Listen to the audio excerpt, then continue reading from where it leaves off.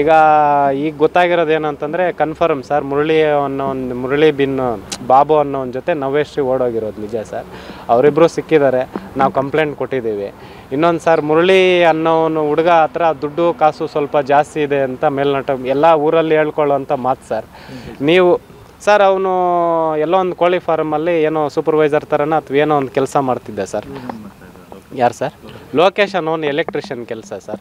But Murali ಅವನ ಹತ್ರ ತುಂಬ ದುಡ್ಡು ಕಾಸು ಇದು ಅಂತ ಮೇಲ್ನೋಟಕ್ಕೆ ಎಲ್ಲ ಊರವ್ರು ಹೇಳ್ಕೊಳ್ಳೋಂಥ ಮಾತು ಸರ್. ನೀವು ಮದುವೆ ಆಗಿ 5 ವರ್ಷ ಆಯ್ತು ಸರ್, ಮಗುಗೆ 4 ವರ್ಷ ಸರ್, ನಿಹಾರಿಕೆ ಅಂತ. ಆ ಹುಡುಗಿ ಹೋಗ್ತಾ ಇದ್ಲು. ಈಗ ಸರ್ ಒಂದೇ ಮಗು ಸರ್. ಸರ್ ಇಲ್ಲ ಸರ್, ಅರೇಂಜ್ಡ್ ಮ್ಯಾರೇಜು. ಅವ್ರ ಅಮ್ಮನ ತಮ್ಮನ ಮಗಳೇ ಸರ್, ಸೋದರತ್ತೆ ಮಗಳು ಸರ್. ಮಗಳು ಮಾಡ್ಕೊಂಡಿದ್ದೆಲ್ಲ ಅನ್ಯೋನ್ಯವಾಗಿದ್ರು ಸರ್.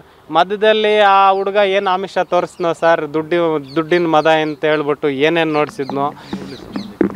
ಮುರಳಿ ಇಲ್ಲ ಸರ್, ಆ ಹುಡುಗ ಬೇರೆ ಹುಡುಗ ಸರ್, ಬೇರೆ ಕ್ಯಾಸ್ಟು, ಬೇರೆ ಹುಡುಗ ಸರ್.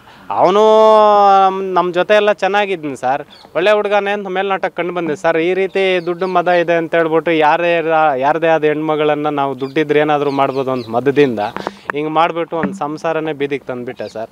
ಈಗ ಮನೆಗೆ ಒಬ್ಬನೇ ಮಗ, ಅವನಿಗೆ ಇದ್ದಿದ್ದು ಒಬ್ಬಳೇ ಮಗಳು. ಇವಾಗ ಸಂಸಾರಕ್ಕೆ ವಾರಸ್ದಾರ್ಲೆ ಕುಡಿನೇ ಇದ್ದಂಗೆ ಮಾಡಿಬಿಟ್ಟಿದ್ದಾರೆ ಸರ್ ಇವ್ರು ಮಾಡಿರೋಂಥ ಲುಚ್ಚ ಕೆಲಸ.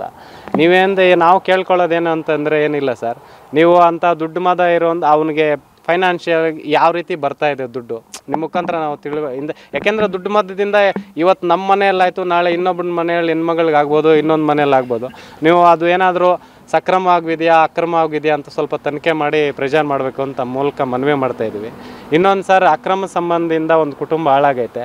ಆ ಅಕ್ರಮ ಸಂಬಂಧ ಮಾಡದಿರುವಂಥ ನವೇಶ್ರಿಗೆ ಮತ್ತು ಮುರಳಿ ಬಿನ್ ಬಾಬು ಅವರಿಗೆ ಕಾನೂನಾತ್ಮಕವಾಗಿ ಏನು ಶಿಕ್ಷೆ ಬೀಳಬೇಕೋ ಅದೆಲ್ಲ ಬೀಳಿಸ್ಬೇಕು ಅಂತ ತಮ್ಮ ಮುಖಾಂತರ ಮನವಿ ಮಾಡ್ಕೋತಾ ಇದ್ವಿ.